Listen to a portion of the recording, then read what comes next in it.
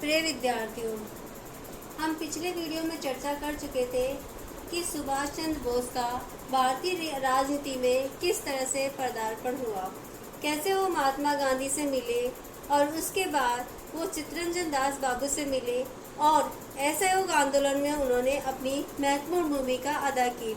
उसके बाद स्वराज्य पार्टी की स्थापना में भी उनका महत्वपूर्ण योगदान रहा और फिर उसने महापालिका के प्रमुख कार्यकारी अधिकारी के रूप में भी महत्वपूर्ण कार्य किए। इसके बाद उन्हें कारावास की यातना भी झेलनी पड़ी और वहां से वापस आने के बाद उन्होंने ऑल इंडिया इंडिपेंडेंस लीग की स्थापना की नवंबर 1928 में। इसी दौरान हमने देखा था कि 3 फरवरी 1928 को साइमन कमीशन भारत आया था और कलकत्ता में इस साइमन कमीशन का विरोध सुभाष बाबू ने किया था और भारत सचिव की चुनौती को स्वीकार करते हुए भारतीयों ने संविधान का प्रारूप तैयार करने के लिए एक गठन स्थापित किया जिसमें सुभाष बाबू सदस्य के रूप में नियुक्त किए गए और इसके प्रमुख थे मोतीलाल नेहरू।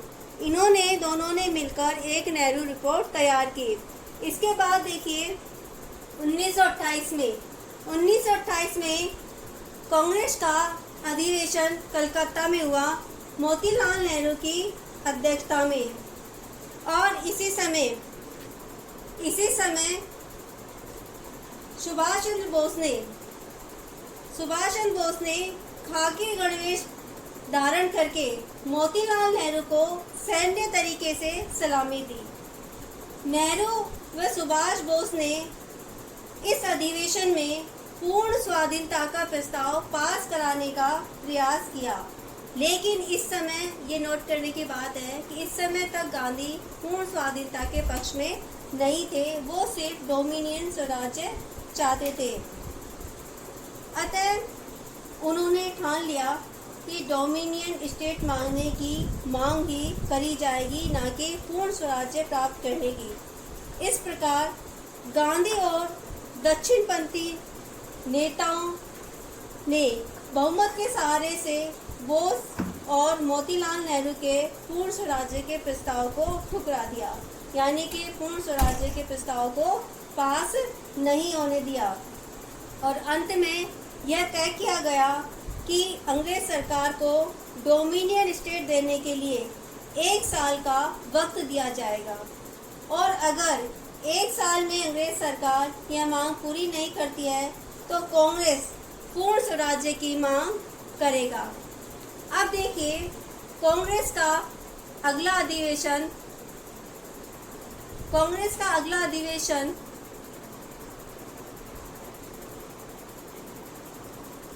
दिसंबर 1929 में लाहौर में किया गया और इस समय इस अधिवेशन की अध्यक्षता कर रहे थे जवाहरलाल नेहरू।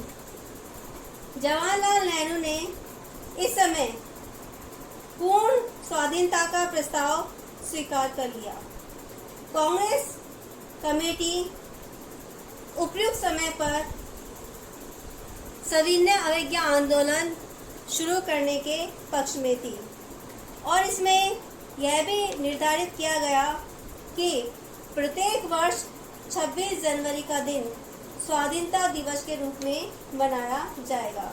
लेकिन इस समय सुभाष ने एक प्रस्ताव रखा।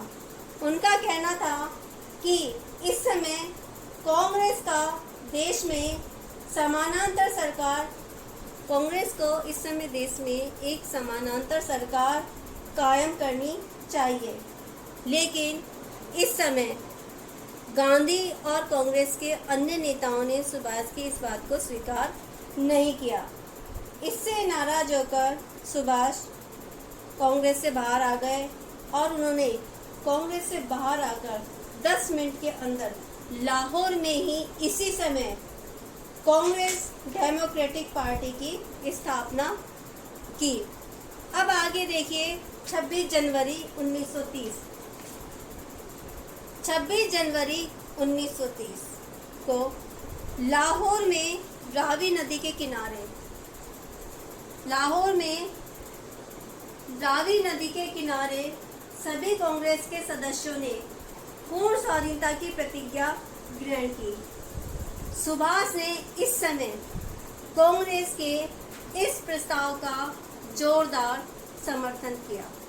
अब आगे चलिए फरवरी 1930। फरवरी 1930 में कांग्रेस कार्य समिति ने पूर्ण स्वराज्य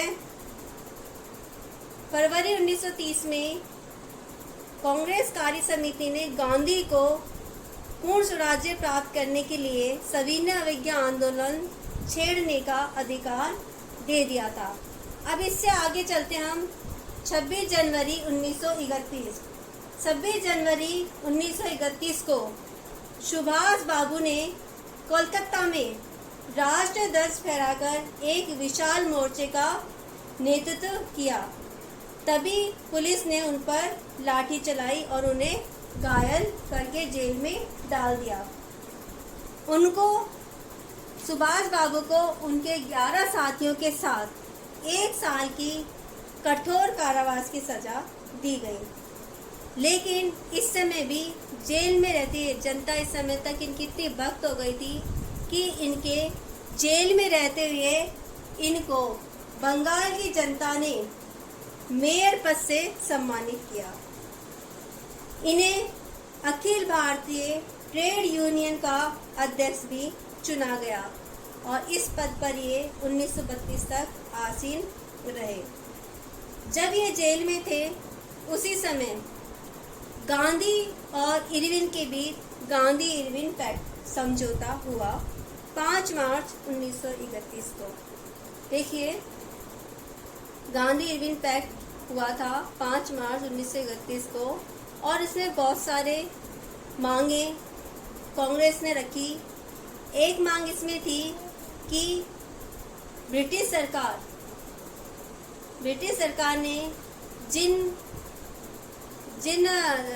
स्वतंत्रता सेनानियों को कैद किया है उन्हें स्वतंत्र कर दिया जाएगा और इस शर्त के अनुसार बहुत सारे कैदियों को रिहा कर दिया गया। लेकिन यह शर्त पूरी इस तरह से थी कि सरकार उन सभी राजनीतिक बंदियों को मुक्त कर देगी जिन्होंने हिंसा का मार्ग नहीं अपनाया। यानी कि ब्रिटिश सरकार उन्हीं राजनीतिक बंदियों को रिहा करेगी जिन्होंने हिंसा का मार्ग नहीं अपनाया। इन राजनीतिक बंदियों में 3 बंदी भी थे और वो 3 बंदी कौन से थे?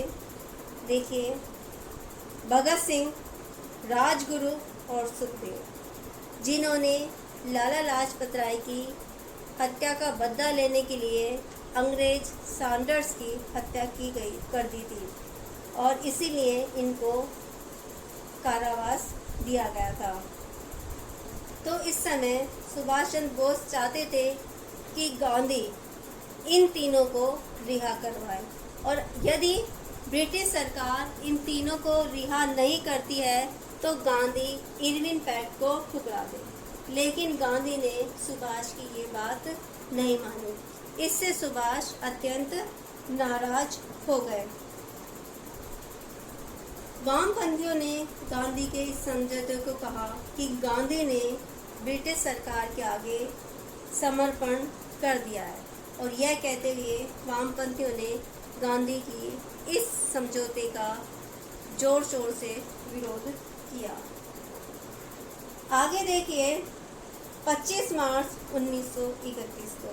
देखिए, जब ये गांधी इरविन पैक्ट हुआ तो उस समय भारत की ज़्यादातर जनता चाहती थी कि इन तीनों कैदियों को रिहा किया जाए।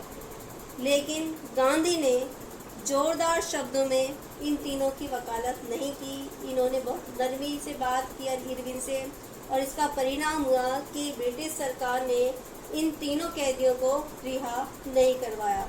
अब आगे देखिए 25 मार्च 1931। 25 मार्च 1931 को कराची अधिवेशन हुआ।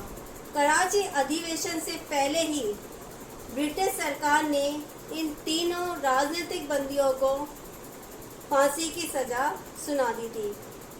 इनकी फांसी से पूरे देश में हाहाकार मच गया था और गांधी का काले झंडों से विरोध किया गया। गांधी ने बहुत मुश्किल से कांग्रेस से गांधी इरविन पैक्ट को स्वीकार करवाया। अब देखिए सितंबर 1931 को सुभाष को जेल से रिहा किया गया, लेकिन कुछ समय बाद ही 18 नवंबर 1931 को सुभाष बाबू को धारा 144 के तहत एक सप्ताह के लिए फिर से कैद कर लिया गया। अब आगे देखो, इनके बाद 14 जनवरी 1931 को 14 जनवरी 1932 को सुभाष चंद्र बोस को उनके बड़े भाई शरद बाबू के साथ फिर से बंदी बना लिया गया। अब इस समय शरद बाबू का स्वास्थ्य बहुत ज़्यादा बिगड़ गया था और इसी कारण मजबूर होकर ब्रिटिश सरकार को इन्हें 23 फरवरी 1932 को विदेश भेजना पड़ा। अब देखिए, इस सारी चर्चा से या इस सारे विश्लेषण से ये तो साबित हो जाता है कि ब्रिटिश सरकार सुभाष चंद्र बोस से किस तरह से आतंकित थी कि उनको बार बार कैद किया जा रहा था। और अंत में तो स्थिति ये हो गई कि ब्रिटिश सरकार सुभाष चंद्र बोस को भारत में रखना ही नहीं चाहती थी और इसीलिए उन्होंने 23 फरवरी 1932 को सुभाष बाबू को विदेश भेज दिया उनके स्वास्थ्य के लाभ के लिए। स्वास्थ्य लाभ तो एक बहाना था, लेकिन सुभाष बाबू को भारतीय राजनीति से दूर रखना एक कारण था। उनको पता था कि सुभाष बाबू यदि भारत में रहे तो भारत में वो अपने विचारों से आग लगा देंगे। गांधी का आंदोलन में अपना योगदान था, लेकिन सुभाष की अपनी एक विचारधारा थी जिससे दिन प्रतिदिन उनके फॉलोअर्स बढ़ते जा रहे थे और ब्रिटिश सरकार के सामने सुभाष बाबू एक चुनौती के रूप में उभर रहे थे।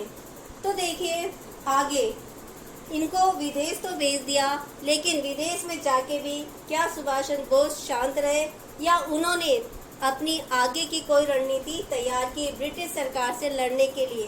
तो उन्होंने विदेश में जाके सिर्फ स्वास्थ्य लाभ किया या उन्होंने और भी कोई कार्य किया, इसकी चर्चा हम अगले वीडियो में करेंगे। नमस्कार।